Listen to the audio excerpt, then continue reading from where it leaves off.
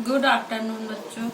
जैसे हम first paper में बताए थे शिशु शिक्षा तथा विद्यालय संगठन में शिक्षिका के गुण एवं कर्तव्य के बारे में आपको बता दिए हैं। अब इसके बाद आता है अनुशासन। अनुशासन क्या है, अनुशासन क्या है, इसकी परिभाषा क्या है, यह कितने प्रकार का होता है, अब हम आपको इसके बारे में बताएंगे। अब अनुशासन क्या है? अनुशासन राष्ट्र को जीवित रखने के लिए एक साधन है। विद्यालय जीवन में इसका विशेष महत्व है। अनुशासन रोमन के शब्दों में डिसिप्लिना शब्द से बना है, जिसका अर्थ है सीखना, प्रशिक्षण लेना, उत्तम उदाहरण तथा उच्च परंपराओं से प्रेरित बाध्य होते हुए रहना। अनुशासन की परिभाषा। अनुशासन की विभिन्न विद्वानों ने भिन्न भिन्न परिभाषाएं दी है, जिसमें से रूसो के अनुसार बच्चों को स्वतंत्रता मिलनी चाहिए। उनके साथियों ने भी इसी मत का प्रतिपादन किया।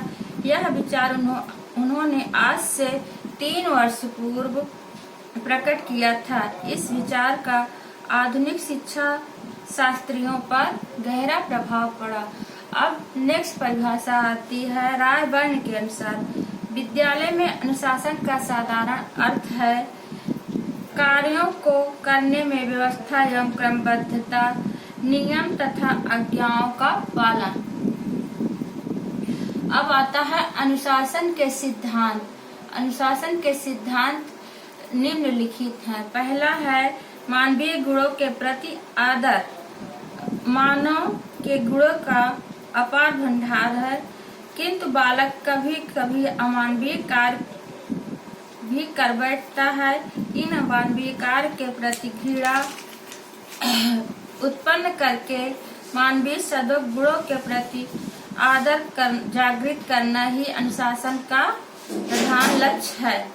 नेक्स्ट पॉइंट है आत्मनियंत्रण, और उसके बाद थर्ड पॉइंट है प्रेम। प्रेम क्या है?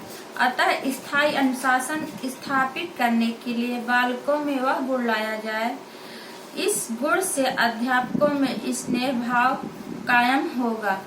फोर्थ पॉइंट आती है सुरक्षा की भावना। उसके बाद फिफ्थ पॉइंट आती है परंपरागत अनुकूल वातावरण। ये हुआ दंड के सिद्धांत। इसके बाद में हम बताएंगे अनुशासन। अनुशासन कितने प्रकार का होता है, अब हम आपको बताएंगे। अनुशासन 5 प्रकार का होता है। पहला है बाह्य अनुशासन, नेक्स्ट है आंतरिक अनुशासन, और थर्ड पॉइंट है मुक्तात्मक अनुशासन। उसके बाद में आता है दमनात्मक अनुशासन। फिफ्थ पॉइंट आती है प्रभावात्मक अनुशासन। इसके बाद में ये हो गया अनुशासन के प्रकार। अब दंड क्या है? अब इसके बाद में दंड के बारे में आपको हम बताते हैं। दंड क्या है? यदि ध्यान से किसी स्कूल का निरीक्षण किया जाए तो ज्ञात होगा कि प्रत्येक स्कूल में दंड की व्यवस्था विद्यमान है। कक्षा में खड़ा करना, बेंच पर खड़ा कर देना, कान पकड़वाना आदि भी तो दंड के ही रूप होते हैं। अब आता है अब इसके पहले बताया कि दंड क्या है, अब आपको बताते हैं दंड कितने प्रकार का होता है। शारीरिक दंड, नेक्स्ट पॉइंट है जुर्माना। उसके बाद कक्षा से बाहर निकालना, स्कूल से बाहर निकालना। ये हुआ आपका दंड के प्रकार। अब इसके बाद में कल मैं आपको क्वेश्चन आंसर और रिक्त स्थानों की पूर्ति बहुविकल्पी क्वेश्चन कल मैं दूंगी। Thank you.